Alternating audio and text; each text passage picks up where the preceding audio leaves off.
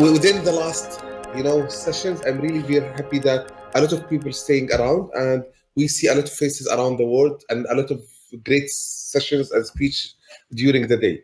So really 24 hours is really was very nice this year, especially from content side. We a lot of nice ideas and a lot of nice things. Welcome again to 24 hours of UX. Uh, until now, and as we are doing different uh, sessions of UX in different topics from different countries, and now we have the UX Calgary from Canada, and it's really very nice to have you people here.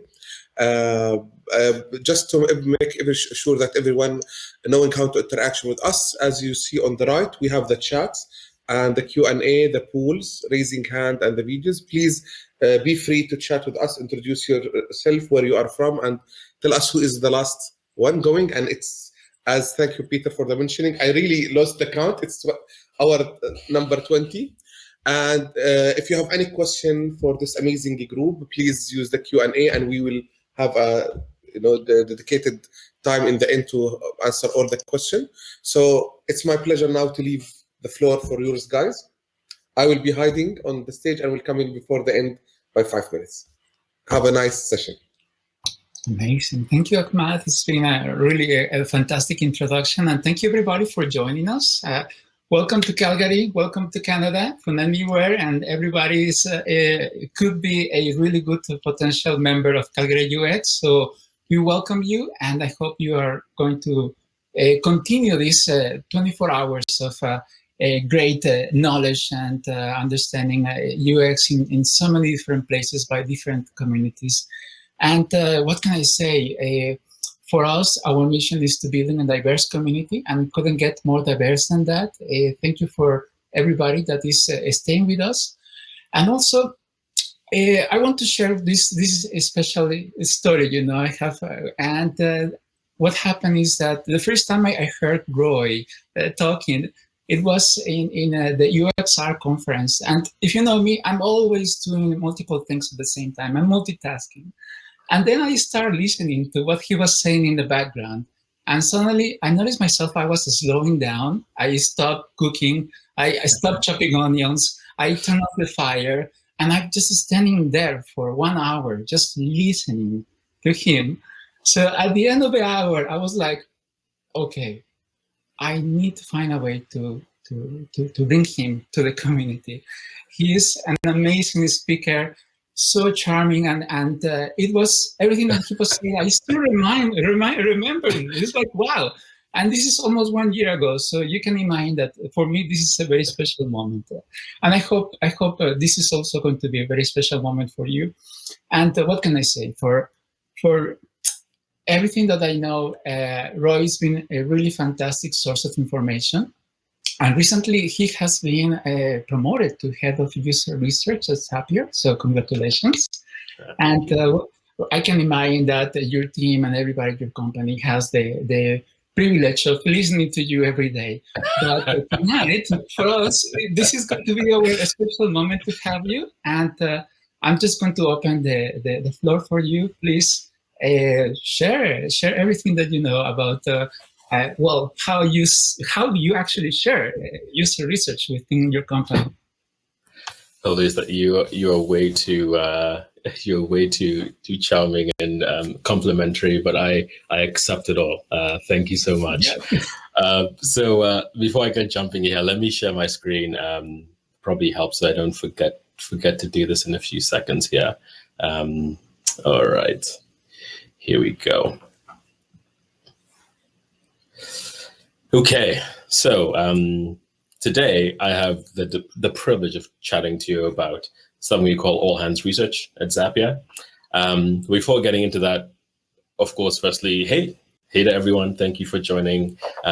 Thank you for spending the time here. Those of you who have been in lots of sessions, big up to you for doing that. Those of you who this is your first session, hey, welcome. Thanks so much for joining. And I'm really excited to share a little bit about one of the initiatives that I've been working on at the company I work called Zapier. I'll give you more context in a few seconds here. Of course, a big thank you to Louise and CalgaryUX for inviting me the 24 hours of UX crew, Peter, Keith, Ahmad, for letting me do this. I'm always happy to share what I'm working on and what I'm learning with the wider UX and research community. So yeah, again, thanks so much. So before I jump into this, maybe helpful to share a little context about myself, just so you know where I'm coming from. So even though I know my screen says Calgary, Canada, I'm actually based just out of Toronto in Canada. I'm from Kenya, but I moved here just over a decade ago and live here with my family. So my wife and my 3 little boys, enjoying the lockdown life a little bit. I currently lead UX research at a company called Zapier. And I'll share a little bit more about Zapier in a second. Up until about a month ago, I was leading the research ops practice and just made the move over to UX research. But I'll share more about that as we walk through this. So onto the reason why we're here. We're going to be talking about how Zapier, the company I work at, uses all-hands research to increase exposure to users. Let me give you a bit of an outline of what we're going to talk about. So firstly, some context about Zapier, just so you know the company and sort of who we are, what we do. It's helpful to know like the context in which research happens. I talk about the value of increased exposure to users, and then dig into these all-hands research ride-alongs, what we've learned so far, and then what's next for us at Zapier. So firstly, a bit about Zapier. So Zapier this is a picture of us at our all-company retreat back in early 2020 in Orlando. We've grown quite a bit since then. This is when we were also, so young and free before pandemic life. But this is quite a number of our team. At Zapier, we essentially are a SaaS tool. We create automation software. And so customers connect their apps that they rely on day to day and create these automated workflows. So for example, I'm actually on vacation right now. A few days ago, I set up a Zap where my Google Calendar receives a prompt from Bamboo, our HR tool, to know that I'm out of office. Then my Slack status gets updated so people know that I'm out of office, that sort of thing. That's a very super simple example, but we enable people essentially to save anywhere from a few hours to maybe thousands of hours as a company using these automated workflows. Now, Zapier has actually been fully remote from the start, which is about a decade ago. And this is especially relevant when we're talking about this all-hands research initiative that I'm going to talk about. Now, some more context on the company. So since our founding, one of the core practices in our company is something called all-hands support. So each teammate is expected to spend about 2 hours per week interacting with customers, usually through customer support. It's actually, if you go to zapier.com/jobs and look up any job description for the current roles we have open, you'll see this at the bottom, probably like the second last or the last bullet point around all hands support. So this is just part of who we are. It's deeply ingrained in the company. We need to interact with our customers. Everyone needs to interact with our customers so that we can really learn about their needs.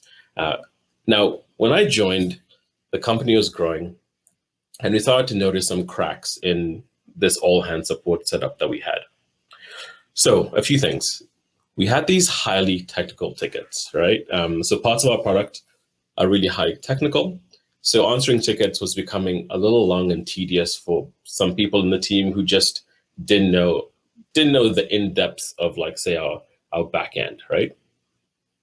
Secondly, we had reduced responses. So for some teammates, fewer answered tickets was leading to less motivation to do support, which led to fewer answered tickets. It's sort of like this flywheel, right? But also we had this single perspective on our customers. So connecting with customers via support only offered sort of one lens via which we could learn about the user's experience. Now it's an important lens, but it was only one lens. So early 2020, a little after I joined, several leaders across the company sort of brought up this idea of adjusting all hands so that more teammates could have more fruitful customer interactions. So this is what we ventured to do. But before I get into this, a quick tangent, because I think it relates to Canada, especially my thoughts about Canada, and connects into all hands research. Now, I vividly remember the first time I ever touched snow. So, as I said at the top, I grew up in Kenya, born and raised there. All I ever knew was sunny weather and rainy weather because we only had two seasons. We had dry season and we had a wet season. Now, we do have snow on the top of mountains, but I have zero interest in climbing mountains. So I'd never seen snow up close and personal. Now, that all changed after I decided to attend university in Canada a few years ago. So my first year at university, I was living off campus with a few housemates. And I remember that December, when December arrived, I was itching for that first snowfall, right? I'd seen so many movies with people in their winter gear, families having snowball fights, you know, the whole Christmas movie thing, building little shelters, and I wanted some of that action, right? This is years ago, before I got tired of the snow. But eventually I did. I remember waking up, it was a Thursday morning. I looked out of my window and there was snow falling right outside my house. And I was so excited. I put my newly purchased winter gear on, ran outside, started rolling in the snow. You know, I was 18-year-old, but like I was 18. Anyone who was looking at me would have sworn that I was like 5. I was so giddy with excitement that first snowfall. You know, I shoveled the snow on our driveway myself for 3 days. Even though I was the only person in the house without a car, I was doing all the shoveling, right? Now, I had known about snow my entire life, right? I'd seen the movies. I'd driven far from Mount Kenya and seen the snow in the distance. But there's a massive difference between hearing and experiencing, right? Like, real exposure is irreplaceable. And this connects into the real, like that real exposure, it connects into UX, right? So the more exposure that we have to users, especially when that exposure is well crafted, the more likely we are to understand the real problems that they encounter and figure out how to solve those problems. So this isn't rocket science. This is not really tough, but it's also not a common practice.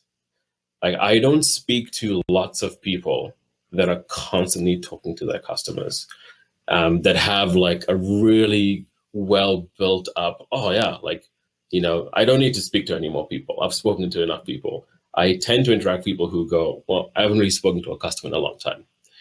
So at Zapier, as we started to explore or rethink the setup for all hands support, this question of exposure to users bubbled up, right? How could we create options for our team to sort of, in a sense, see, touch, smell, feel that experience, make it more tangible? And this is where we decided to experiment with something called all hands research ride-alongs. So research ride-alongs, sort of simply put, they allow anyone across the company to freely join in on UX research sessions. So these sessions are generally remote user interviews with, tend to be mostly new customers, where we talk about their journey to Zapier. We actually view their current automated workflows on the screen, and solicit feedback. So following the session, we have a short debrief with the team to share observations and top takeaways. So ride-alongs are just sort of one of several all-hands options for teammates across the company. Setting up these ride-alongs in such a way that were accessible for our hundreds of employees across the world was actually quite a tough task, right? So as I said, Zapier was remote from the start, even pre-COVID. Zapier was remote in 2011, right? But also there was the task of setting this up just a couple of months into my new role, which is a little bonkers. But it's also sort of a now or never moment because we had executives, even the CEO, advocating for this increased exposure to our users. It was actually really cool. So it's really a case of use a moment or lose a moment. And I decided to use that moment to build something. So I started with a few pillars. There we go. So firstly, training. So I wanted to first create a light training session to give teammates additional context about UXR I'll dig into these a little more in a second here. Secondly, discovery. I wanted to set up an easy flow for teammates to find and join ride-along sessions. And then lastly was tooling. We needed to find a tool that facilitated an ideal observer and participant experience. So for all these, I'm going to dig into them a little bit for you. Firstly, training. So to those of us in UX, right, user research seems maybe just like a normal thing, okay? But for many people outside the world of UX, user research can sort of sound and feel quite intimidating, right? So if you're a marketer, if you're a recruiter, if you're an accountant, or even maybe a designer or a product manager with little research experience, it's easy to shy away from anything related to research when you have little context about the practice, right? This happens all the time. You know little about something, and so you sort of shy away from it. Now, setting up this program, I didn't want unfamiliarity with UXR, with UX research, to be a barrier that prevented participation in these ride-along sessions. So my first task was creating a UX Research 101 training session. So the whole thought here is, before joining a ride-along, we require teammates to go through this 45-minute interactive session to learn research basics. It's super basic. That's why it's 101. And teammates who can't attend the live session, this is usually due to the big time difference, can go through this self-serve UXR 101 that's created in a lesson tool called Lessonly. So the goal of this training is to give teammates enough context and knowledge to comfortably, this is the main thing, to be really comfortable observing a research session. So it's basic. There's also parts here where you'd be surprised how the basics can help people who have previously run research. But something that has come up repeatedly is people saying, and I'll get into some of the feedback that we've received with this program, is just people realizing, oh, I could do this, I just needed some exposure. So for those folks who are unfamiliar with UX research, this really fun interactive session just made UX research and continues to make UX research a lot more accessible for them. So that was the first part, was introducing training that was really going to help people have a level playing field and make them feel comfortable getting into UX research. And this is just for observers. This is not for people who are running UX research. All right, so first training. Secondly was discovery. So everyone at our company and everyone at your company is really busy. In fact, busyness is one of the reasons that folks don't end up doing research, right? You have a deadline, you need to ship something, you need to create something. It's very easy to just go, I'm too busy for this, right? And I know that folks are far less likely to join these research ride-along sessions if participation is in any way cumbersome or complicated, right? So I want to maximize the chances that everyone who shows an interest in ride-alongs can easily discover when sessions are happening and then easily join in on these sessions.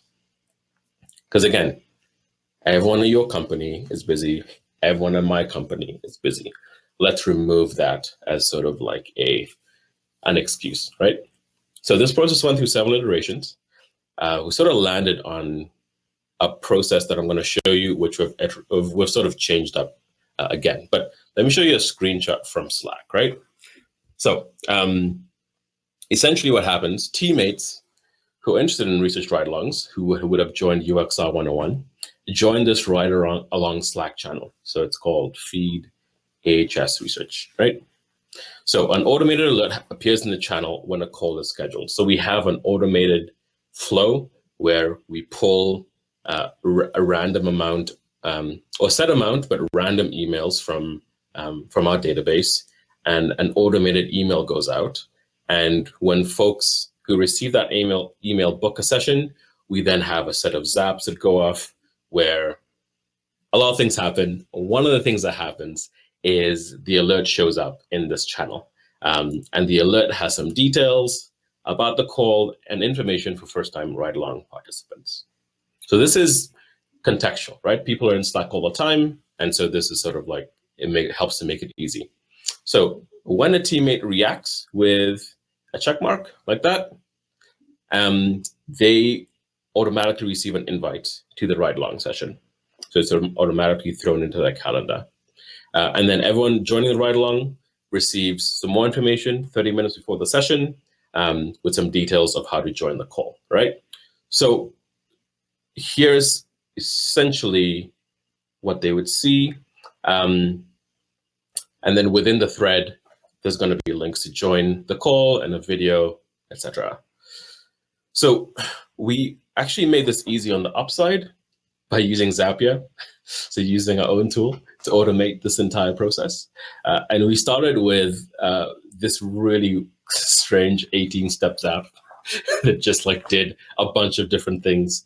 Ended up being like a bit too long and a little too complicated. So we've changed it up so that it doesn't break. So we have another refined approach.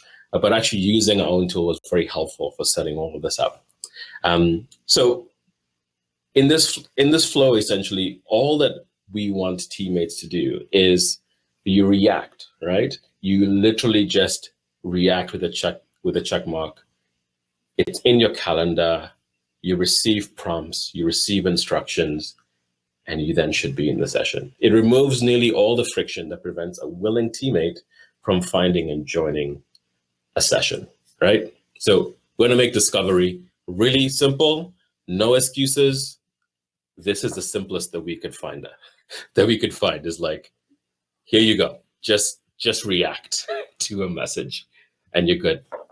So that was discovery. Next thing is tooling.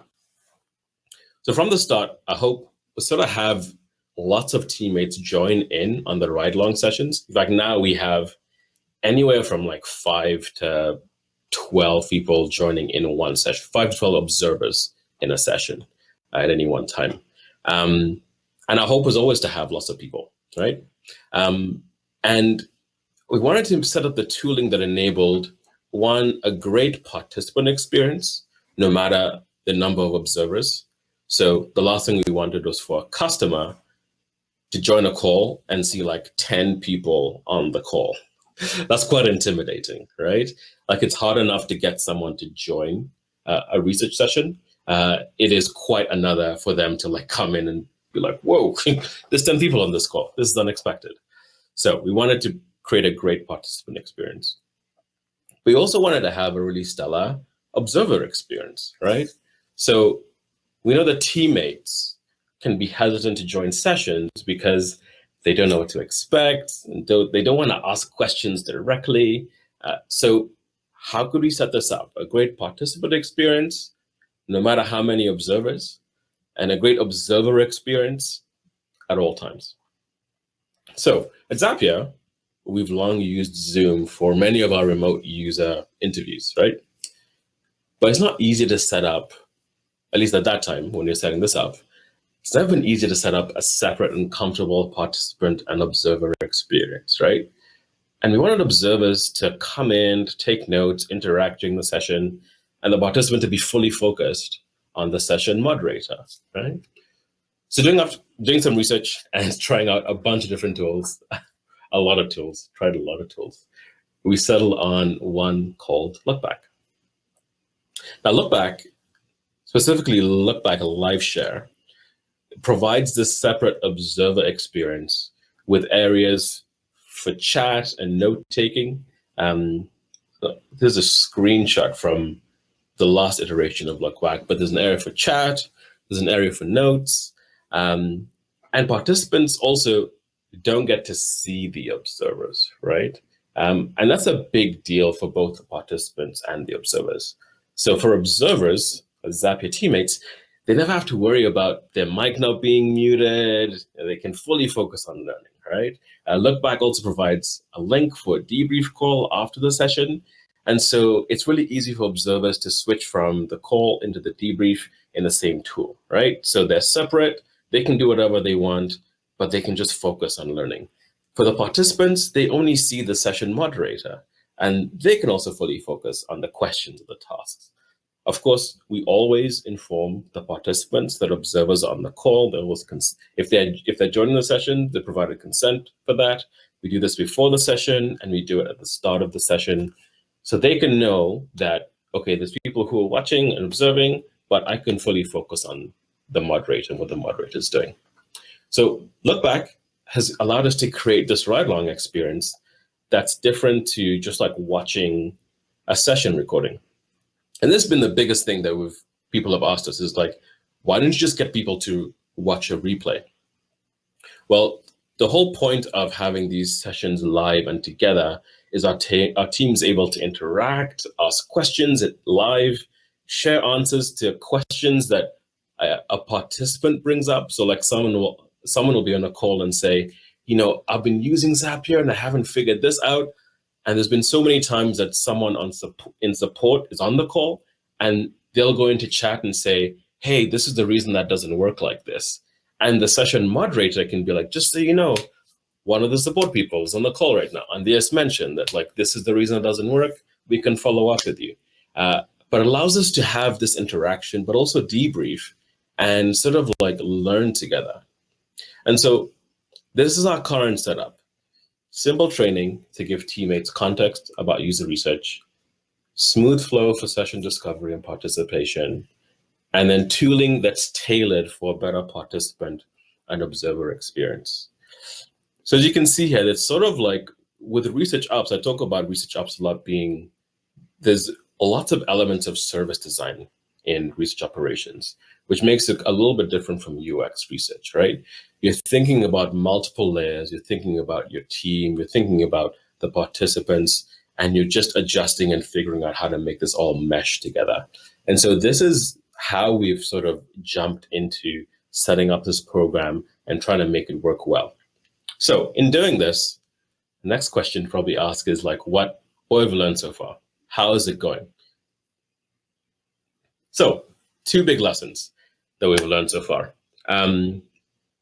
We're over a year now into research ride-alongs, and we recently did some internal research to learn how teammates were feeling about these sessions, what kept some people coming back, what prevented people who attended training from joining ride-alongs. Why did some people not even attend training? Why do people just stop showing up? Because that happens. And we learned a few lessons. So the first is to keep it super simple. And when we say this, I mean simpler than you think when you think simple. So this popped up quite a bit. For people who are new to research, even though we had anticipated this, even one bit of confusion about a ride-along experience could prevent them from participating again. So let me show you 3 real reasons that I heard verbatim from our teammates who decided to not participate in ride-alongs. So, quote, I don't think I'm qualified enough to observe research sessions, unquote. Another one, quote, I have no idea how to use Lookback, right? This is the tool that I'm talking about. The last one, quote, I'm afraid that I'm taking ride-along spots from others, unquote. So despite attending research training, receiving multiple internal communications about this is just what happens sometimes, right? And in practice, some people don't read the details. We know how that goes. Many people skim through information, but don't read it because they have other priorities. Now, others view research ride-alongs through the lens of their past experiences, right? So there's some baggage coming in here. So in response to this, we did make additional changes. So examples include at the end of our UX 101 training sessions, participants get a UXR 101 certificate, and it's effectively this automated congrats on participating in the session via an automated DM in Slack with some celebration stuff, and they're designated as certified ride-along observers to make them feel like they, that they're qualified to actually join into these sessions, and then provide them with info about how to join, right? So just like layering on more messaging, but also putting on this sort of emotional element of like, hey, you're like good enough. You've gone through this, you're official, right? something I showed you is the video that we have in a thread in Slack. We used to have lots of text, but we moved to a short video to explain the process of joining ride-alongs, just so it was a lot easier for folks to digest, right? These are just a couple of small examples, but the main focus is on vastly simplifying our communication, right? People are so busy. They're so focused on their work, and they don't want to spend lots of time digesting information. So that's my job. That's our job, is to make sure that with the context they have, with the busyness in their lives, we can do whatever we can to make it easy for them. So keep it super simple. And the next one I've learned is just that research isn't for everyone. So no matter how much work you do to make it simple for people to be involved in research, the reality is some people just won't want to do research. Some people just don't want to be involved. Now, we've run well over 100 of these sessions, probably over 150 of these sessions now, because we've run a few a week. And we've had, by now, I haven't checked the stats for a few weeks. We probably have about definitely over 100 people across the company who have been involved. And despite all the improvements that we'll continue to make across this program, we know there will just never likely be a time where every single Zapier employee will take part in research ride-alongs. So one teammate essentially told me, I've put a lot of time and effort learning how to handle customer support tickets in email. And I also really enjoy interacting over email, so I'll just continue in this track. And that's great, right? Another piece of feedback that I've heard is, I'm just too nervous to join the research call. This despite the UXR 101 session, this despite all the messaging and stuff, there's just still folks who are just not ready to get into research. And we're never going to force someone to join a ride-along session. And you have to keep in mind, like our company, we're not a giant company, but we have people in accounting, like I said, like we have people in recruiting, people in marketing, like people in all these disciplines. And some of them just are never going to be comfortable, and that's okay. Another thing we need to figure out is we don't have these sessions at a suitable time for folks in Asia Pacific. And so that's something that we need to fix. But aside from that, we just need to acknowledge it's okay that not everyone wants to do research, right? When I started up this program, I envisioned everyone in the company getting involved, but now I'm just much more comfortable with doing as much work so that those who are open to ride-alongs can have an opportunity to participate and then potentially pick up some research skills in the future, right? Those are two of the big lessons that I've learned along the way. So the last thing is really what's next? And really for now, I don't really have too much new that's planned for the ride-alongs. So this is a bit of a resource issue. I'm hoping that we can add a few more research ops people to our team, especially as I transition from ops into leading UX research. We do have, researchers taking over and doing these tracks. And aside from maybe some tweaks to the ops stuff, I envision probably the next step would be adding more tracks for different audiences. Say, for example, churned users, inactive users, just getting these different perspectives. But one thing I'm really proud of that has already started happening, and I envision it'll happen more, is these ride-along experiences sort of encouraging product teams to start to run their own versions of ride-alongs, which is so exciting. So we've helped 2 product teams spin up these continuous interview programs to help them better understand the needs of their own customers in sort of their verticals. And so one example is on our partner side. So we have a few thousand partners, integrations in Zapier, and understanding the dynamics of those partners who build these integrations, what's important to them versus what's important to our customers is really critical to us, right?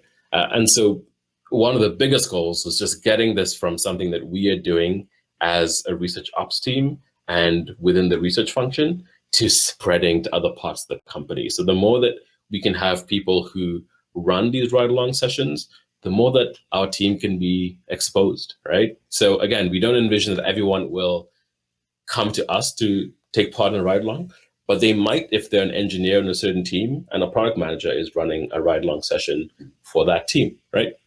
But I think above all, we're excited that more people at Zapier are learning from customers, and we're normalizing these direct customer interactions for our teams. And we think that we'll see the positive effects of that customer exposure in the decisions made across the team as time goes along. So that's a little peek into research ride-alongs at Zapier and how we've gone about building them, why we went about building them, how we've done it, and what we've learned so far. We definitely are not at the end. We have much to learn. We have much to improve over the years, but really excited about being able to expose our team directly to people who use our products more and more. So that's what I have to share. But I would love now to just hear questions and excited to get your thoughts on this. Wow.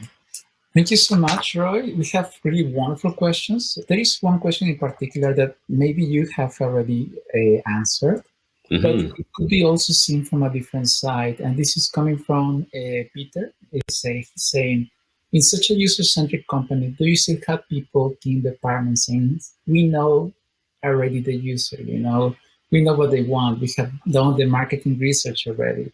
And it is possible that, yeah, that's quite a lot of that information is already out there. And you still have to kind of like convince them that this is a continuous process. How do you manage that? Yeah, I think the way we actually don't really have people who come to us and tell us that like we know enough. If anything, the research team tends to need to tell product teams that you don't need to run this research. Like you know enough things. We very rarely have teams or individuals that go, I'm good. I know what I know. So I think that's probably the thing to start with, is like that doesn't happen. I'm trying to think of an example where maybe that might have happened. I think what we have sometimes is teams who have some customer data or some customer insights and are digesting it from a certain angle, and someone in the research team has conversations with them and helps them to sort of think about the data or those insights from a different angle, right? Like getting a perspective from a researcher who spends most of their time digging into these customer problems. So that's something that pops up sometimes, but we generally don't get people sort of this boisterous, like sort of confident. Oh yeah, I know all these things. I don't need more. It doesn't tend to happen too much at Zapier. Yeah. Wow. Well, that's really fantastic. On one side, I'm just kind of like a follow up with what you say. It seems like it's quite a lot. Well, this understanding is something that is really attached to the culture of the company. How everybody interacts and tries to learn. For me, it was quite interesting how you say that, well, maybe I'm not good enough, to take somebody else's spot. It's like, wow, this is really caring about somebody else. How is that going on? What is the magic formula? What kind of a spell do you cast? I think some of that might be sort of like individual, maybe shyness isn't the word, but I think maybe some of that will be the individual. But I will say that the company has done a lot of work to bring in good people. I was sharing a note with one, our president, and someone else, like some feedback. And something I said was like, I haven't met a jerk at Zapier. you know, which is like surprising. I mean, we're not like a gigantic company, but we're a big company. We're like, you know, hundreds of folks. And I haven't met a jerk yet, which is helpful, right? So maybe that contributes a little bit. And I know there's a lot of work that the team does to make sure that good people come in. But in that situation, I thought it was more like the individual, like, oh, you know, I don't want to, like, you know, take up spots. There's other folks who can maybe benefit more from this than me. Yeah, but that's been my experience at Zapier. Wow, that's really neat. Well, there's another question, and I will attach something to that question too. Is should user testing be compulsory in every product release? And I'm going to add some other question: is which testing really goes well with ride-alongs? You know, do you have a particular preference to say, well, this is a good candidate, or maybe this one doesn't really fit too well? Yeah, great questions. So first, in terms of research with every project, we actually have a bit of an approach of going, you know, we probably don't need to do research in an area, like, let me rephrase this. There's a number of times that folks come to us and they're curious to get some guidance from the research team on how to do a certain type of research. So for context, we have a research team that does research, and then we have product managers, designers who do other different types of research towards the end of evaluative, but definitely not always. They do some discovery work as well. We have marketers that do research, etc. And it's not uncommon for us to go, you know, you don't need to do research here. Like, we have enough information, either from support, or we've built up enough of this over the years that just go, right? You have the right direction. You're going to learn about the details once you create something and ship it out, you know? So that I can remember a few times last year that happening. So that's the first thing is yes, we don't have research. Research does not have to happen when we ship every single feature, like every shipment. It doesn't always have to happen. It's definitely encouraged, but it doesn't have to happen. The types of testing that may be good for ride-alongs, I mean, I don't think there's one that's ideal, to be honest. I think as long as there's an opportunity for people to get into a session and to observe someone either talking or going through some experience, and then you're able to debrief about that, that's great, right?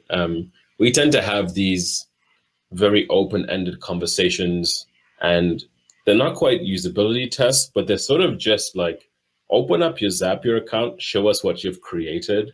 And that is a helpful trigger for feedback. Is, you know, they're going through their Zaps, these automated workflows, and going, oh yeah, I had trouble here. Now, oh yeah, now I remember.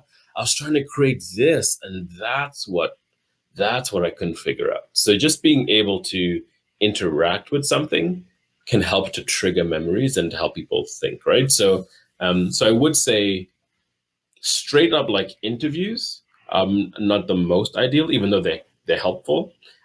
We try and do things where folks are interacting, because that can trigger thoughts, trigger memories. Wow, that's really cool.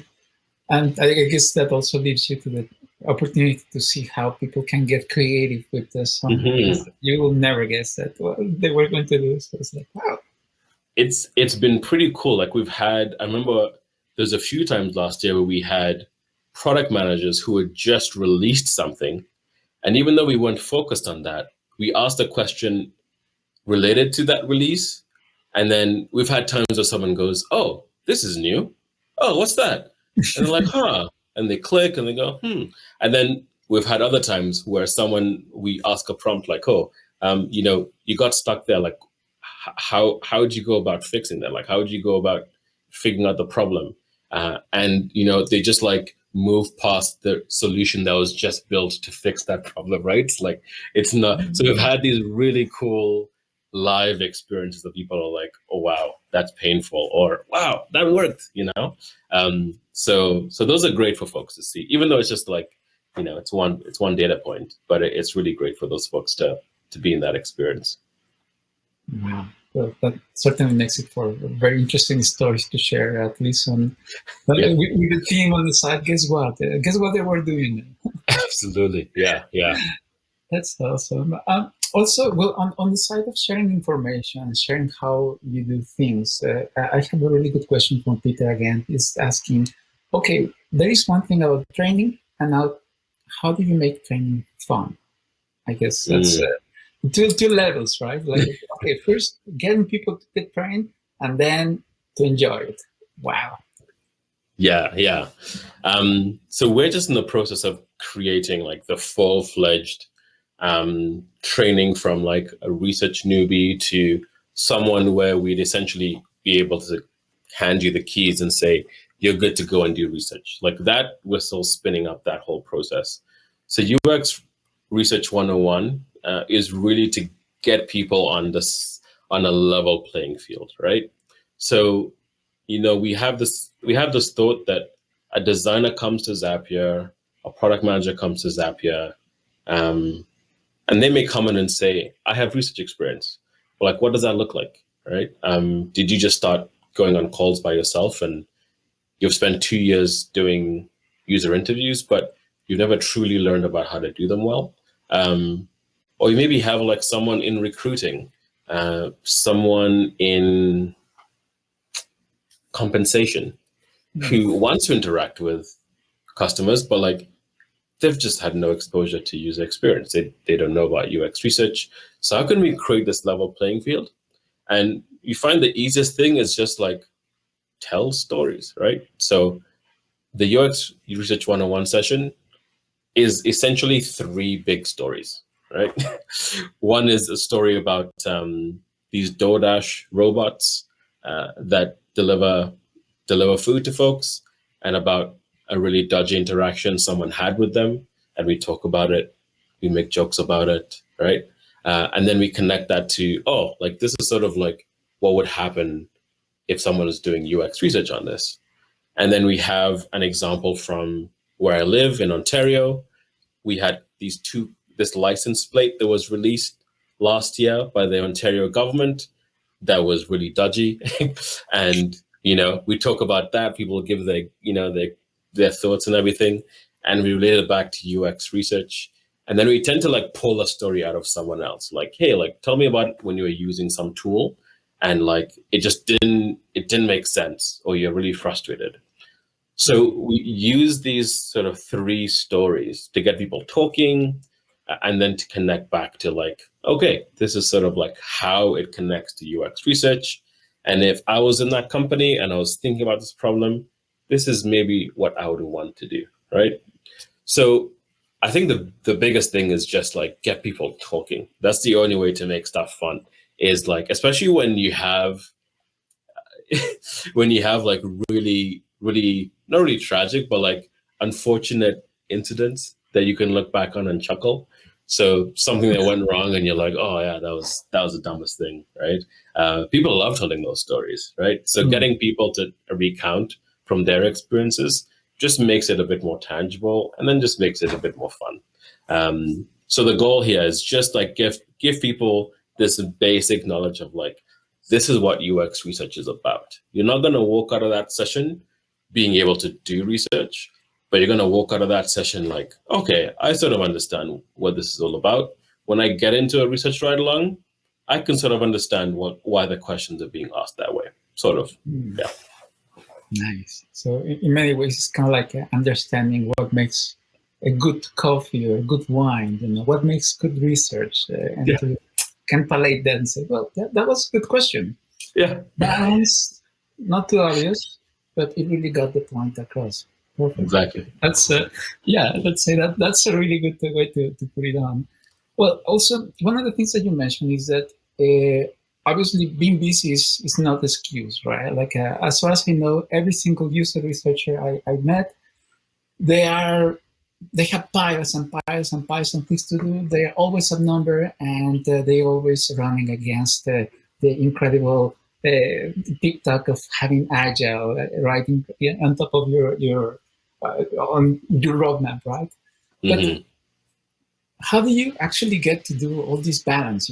How do you get the balancing between training, research ops, kind of like getting across the everyday tasks and not losing your mind halfway through? Yeah, it's not easy. Like, it's definitely been a bit of a stretch. So these research ride-along sessions, they're firmly within the research ops function, right? So when I was leading research operations, that was like one of the first things I spun up, was like, get this going, and then focus on other parts of research ops and build a team and that sort of thing. That was the initial goal coming in. So even though now there is a UX researcher who runs these sessions, we've already done the heavy lifting for the research ride-alongs, right?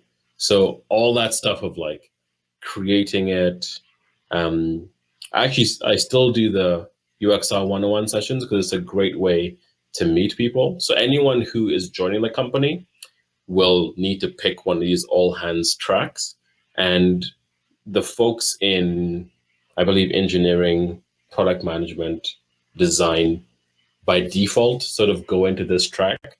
So I can meet, actually maybe not engineering, definitely product management and design. I get to meet all the new people in product, all the new people in design, right?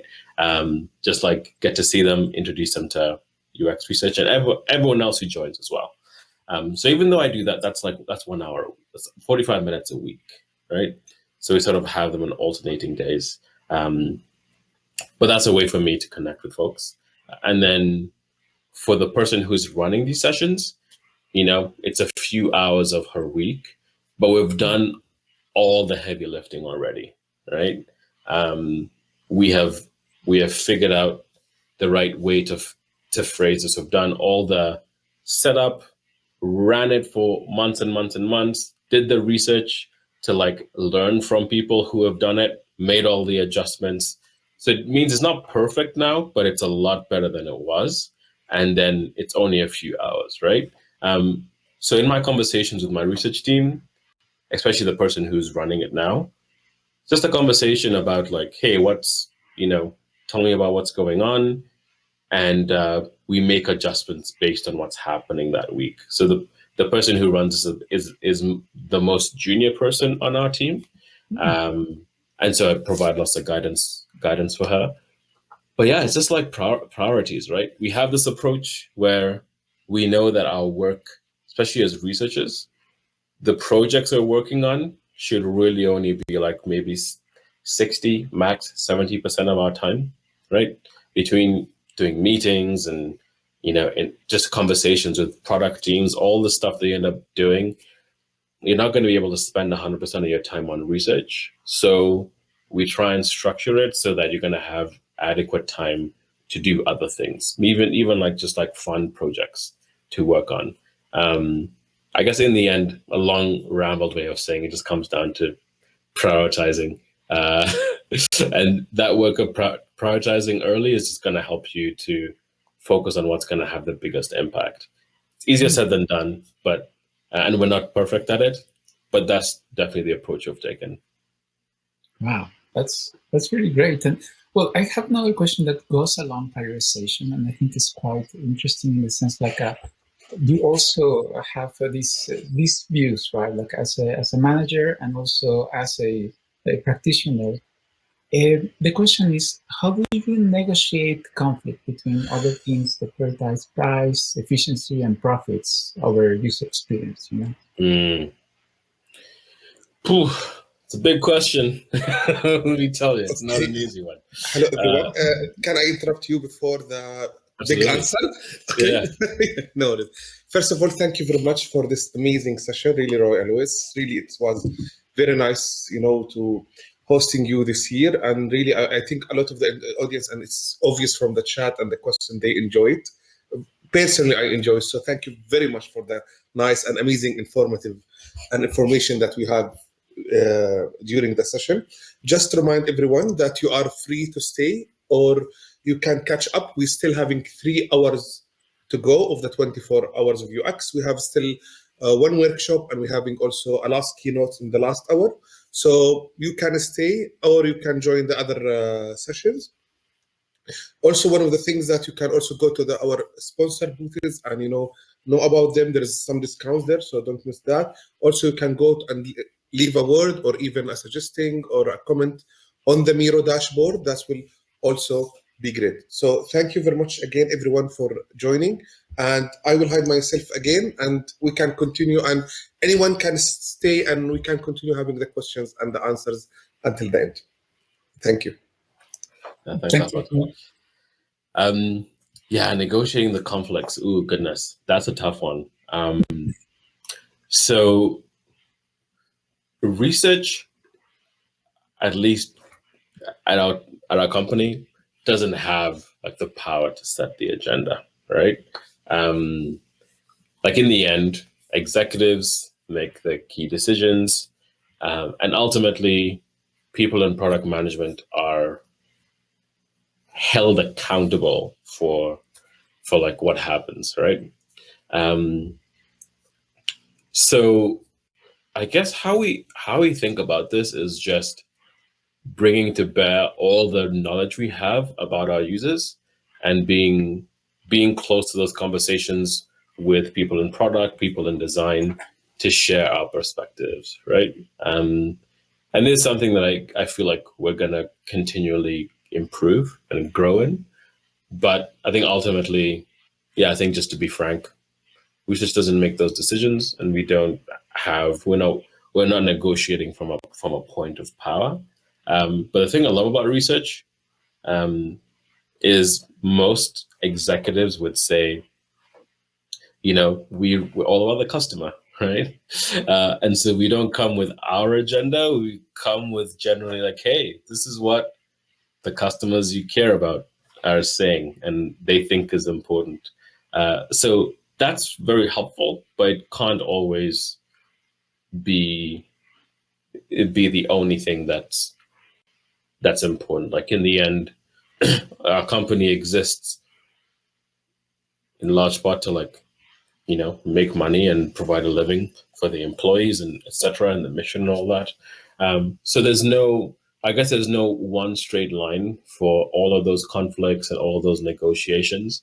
But in the end, the key thing is building good relationship and bring that perspective as often as possible. Something that's really cool as well is having executive leadership that believes in research, which we're fortunate to have at Zapier, right? So we have research reports into insights and design.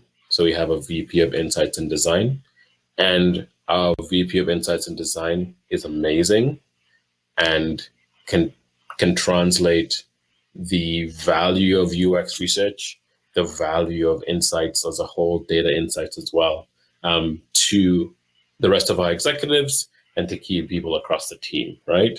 So I think just to say that relationship is important, but also having leaders that understand and value research is important. So even though there's no straight line, in those conversations, there's at least flexibility for us to say, hey, here's a perspective from the user side. What y'all think, right? Let's start a conversation. Yeah. Mm. Wow, that's great. And I guess quite a lot of the value that you have exposed thanks to the ride-alongs, it also helps you to gain some territory, right? Like you have now maybe some stakeholders that can see what you're doing, understand that in a much better way from a different perspective, and you have more buy-in for anything else that is going on. Yeah, and we share with Lookback. We can share these clips with different folks in the company, like in Slack, and it'll shoot them into Lookback so they can view like a little 2-minute clip of the video and such, and just continue to socialize this stuff, right? But yeah, it's very multi-layered for sure. There's like ride-alongs, there's having relationship, there's having leadership that believes. It's all like linked together. Wow. Well, on one side, I'm super happy to hear that there is a place where everything is really coming up in a nice way. Sometimes. There's a lot to do. Yeah. Let me not make it too rosy. It's like Oh no, there's definitely much to do. So yeah. It's really fantastic, and I think sharing your experience also help us to see for other people that maybe some of us are not in such a good place to understand how everything is done in a different structure. We can always aim to improve it and trying to make it better, and not getting desperate or cynical. It's like, yeah, one day I'm going to be in a Zapier-like structure. Well, what can I say? Thank you so much. I don't want to take too much of your time because I know it's already 9 p.m. in your zone. Yeah, no worries. It is, let's say, in the middle of the week. But what can I say? Everything that you have shared has been really valuable and fantastic. And I can see Ahmad coming up. Yeah, So I can finish and really thank you, both of you in person. Again, thank you very much for this amazing session. It was really inspiring to hear both of you. And again, we are always very happy to have you always in 24 hours of UX. Thank you very much. Well, thank you, Ahmad, for joining. It's like what, 4 a.m. at your time zone? Now it's 4 a.m. Yeah, we're still having 3 hours of UX left, so we will. I will stay until the end of the day. Don't worry. We're having some more coffee to go and more hours to go. It's really a roller coaster, a marathon, but you don't much really. I really adore this event because the amount of information that you're getting within 24 hours is really sometimes you spend months, as you know, not getting that much of information in the same day. So yes, it's worth to stay awake a little bit in one day. Yeah. One thing just to quickly say, for folks who would still have questions, definitely follow up with me. I'm most active on Twitter.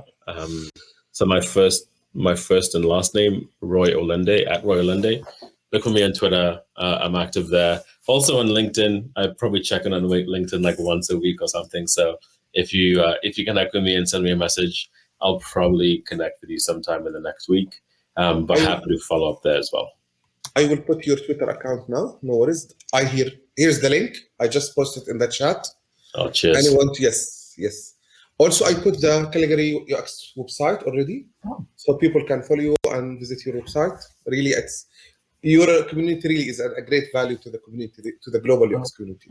The contrary, everything that since last year we had a huge kind of like after and before 24 hours of UX. So it was a really eye-opening experience of how far we can dream. So thank you very much for everything. And also I'm including maybe this is a different side of Roy's his podcast and newsletter.